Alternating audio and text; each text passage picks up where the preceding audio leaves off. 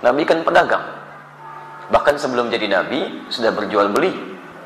Beliau mengambil barang dagangan dari Sayyidah Khadijah, yang lantas kemudian menjadi istri tercinta beliau dalam kehidupannya. Didampingi oleh Maisarah, kemudian berdagang sampai ke Syam. Ya, Masya Allah. Dan ketika berdagang, itu Nabi itu kalau dagang gak pernah kembali modal, Pak. Gak pernah kembali modal. Kembali untung. Untung lagi, untung lagi, untung lagi. Dan bukan cuma untung, yang berdagang dengan beliau, yang membeli, itu senang. Nabi bisa terbayang gak? Beliau untung, pedagang lain juga merasa nyaman, dan pembeli juga merasa senang. Jarang-jarang ada orang begitu. Ya, jarang-jarang. Kalau pedagang untung, biasanya pembeli kecewa, gitu kan? Baik, umumnya demikian. Baik, sedapat mungkin Anda tawar supaya mendapatkan kenyamanan-kenyamanan. Tapi kalau pembeli untung, pedagang kecewa. Silakan cek, pembeli misalnya nawarnya kebangetan. Sudah beda 50 pun gak dilepas juga, gitu kan? Baik, nah di sini menarik ini. Nabi itu kalau berjualan, pembeli senang, beliau untung. Sehingga semua orang tidak dirugikan dalam hal ini. Dan hebatnya nanti konsep dagangnya Nabi SAW, ketika diajarkan pada para sahabat, itu Masya Allah, tidak ada di antara mereka yang juga kembali modal. Semuanya untung. Untung semuanya. Silakan Anda lihat. Misal ada sahabat Uthman bin Affan radhiyallahu ta'ala anhu. Ada sahabat Abdurrahman bin Auf radhiyallahu ta'ala anhu. Sebelumnya ada sahabat Abu Bakar radhiyallahu ta'ala anhu. Banyak para pedagang di zaman Nabi, teman-teman sekalian.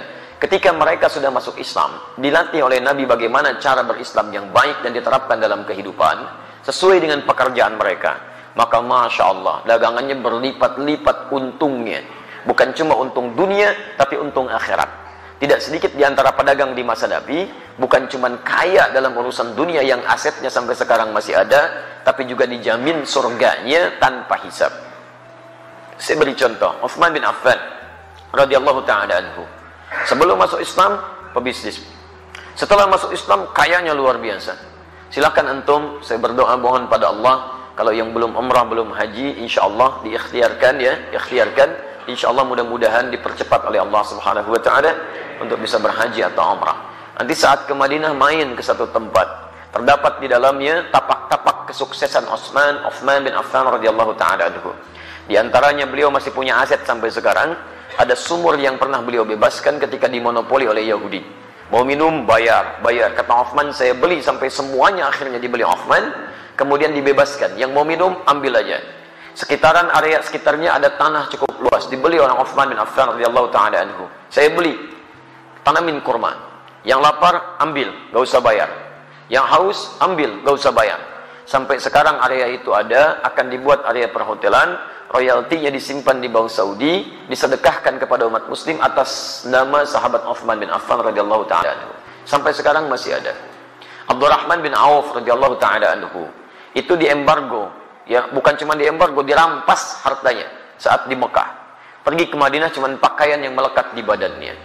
Baik, begitu sampai di Madinah, diterima oleh orang paling kaya di Madinah.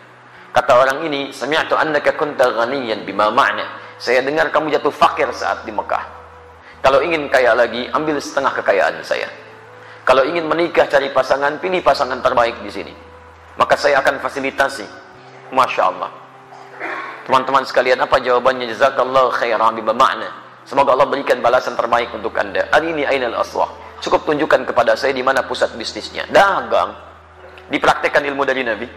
Modal cuma pakaian. 3 bulan jadi orang paling kaya nomor 3 di Madinah. 1 tahun jadi orang paling kaya di Madinah, yang kapaknya saja terbuat dari emas. Kapaknya, coba lihat, orang terkaya di Lampung belum tentu punya kapak ya. Orang terkaya di dunia, Bill Gates, 1.300 triliun hartanya. Tanya, punya kapak gak? SMS tuh pagi ini tanya ya. Abdurrahman bin Auf setahun kapaknya terbuat dari emas. Modalnya apa? Cara bisnis Nabi. Nah, cara ini tidak menghalangi mereka untuk ibadah kepada Allah, kaya dan soleh. Silahkan cek, buka kitabnya Imam An-Nawawi. Imam An-Nawawi punya kitab namanya At-Tibyan fi Adab Hamalatil Quran. Lihat versi Arabnya cetakan Darul Kutub Al-Islamiyah.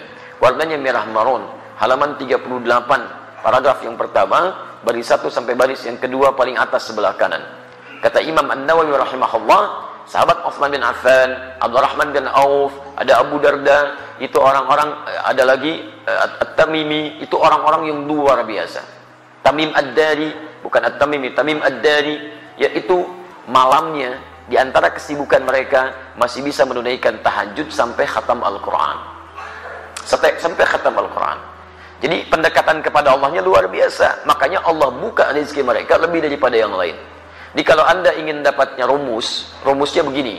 Kalau Anda punya permintaan yang lebih daripada orang lain, maka dekati Allah dengan cara ibadah yang lebih daripada orang lain. Orang lain tidur, Anda bangun. Orang lain sedikit-sedikit tidur, Anda sedikit tidur. Orang lain sedikit-sedikit makan, Anda sedikit makan. Puasa, rajin. Tahajud, rajin. Ikhtiar juga rajin. Nanti dengan ikhtiar itu Allah mudahkan jalan keluar Anda. Wa may yattaqillaha yaj'al lahu makhraja wa yarzuqhu min haitsu la yahtasib. Demikian di Quran surah ke-65 ayat 2 sampai 3. Nah, saya persingkat jawaban untuk pertanyaan Anda di sini. Kalau Anda ingin berubah lebih baik, itu dikumpulkan oleh para imam hadis dalam kitab-kitab hadis.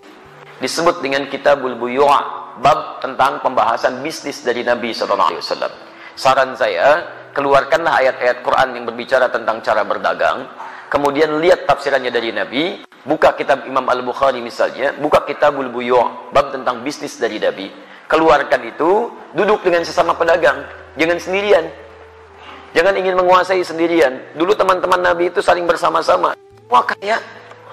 Semua kaya, bahkan kaya banget. Ya, kumpul bareng-bareng. Kenapa antum gak kumpul para pedagang, pebisnis, pengusaha? Duduk bareng-bareng, tilawahi ayatnya, hadisnya, kemudian antum undang ustaz di bidangnya, diskusikan, praktekkan. Kalau nggak dipraktekkan kapan lagi? Ya silahkan kalau nggak percaya. Konsep itu sekarang diambil oleh orang Yahudi, dipraktekkan oleh mereka. Cuma mereka tidak pernah mengungkapkan istilah kalau itu diambil dari hadis Nabi. Konsep syariah itu sekarang banyak diadopsi Pak di Eropa. Bahkan di Inggris sekarang sedang marak tuh, di London macam-macam dikembangkan. Ya, kemudian oleh Yahudi dirubah istilahnya di Ventura. Ventura itu asalnya syariah. Cuman dimodifikasi oleh mereka untuk menampilkan sistem hukum yang kira-kira bisa awet gitu. Syariah sekarang itu luar biasa.